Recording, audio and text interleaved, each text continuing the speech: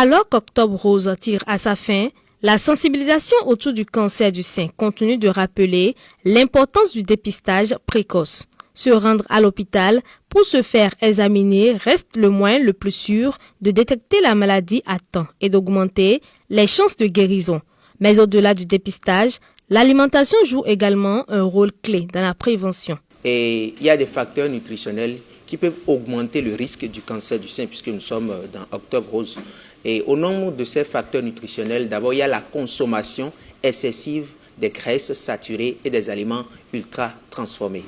Vous allez aussi voir la sédentarité, le fait de ne pas faire d'activité physique. Il y a aussi le surpoids et l'obésité, surtout après la ménopause. Il y a aussi le fait de ne pas consommer les protéines maigres. Donc ces facteurs interreliés sont vraiment des facteurs qui contribuent à l'augmentation du risque du cancer du sein.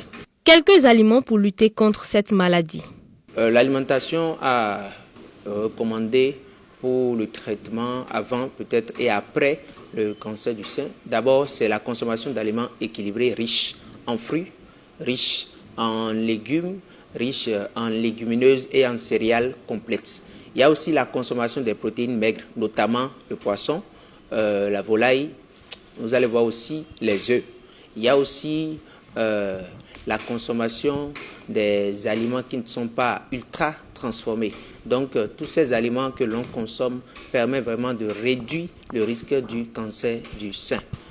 Et aussi, nous avons le fait de boire plutôt suffisamment d'eau, puisque en buvant suffisamment d'eau, ça permet de réduire les toxines lors des traitements. Des conseils de la part du nutritionniste en cette période d'Octobre Rose.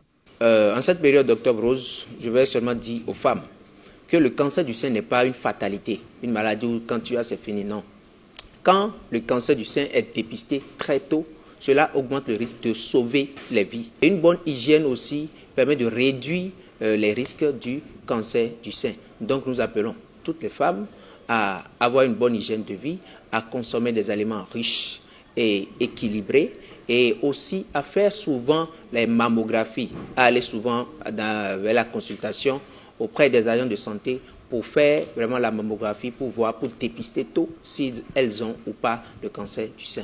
Octobre Rose se termine, mais la lutte continue chaque jour. Prenons soin de notre corps, restons attentifs aux signaux qu'il nous envoie et adoptons un mode de vie sain. Parce que la prévention ne dure pas qu'un mois, c'est un engagement de toute une vie.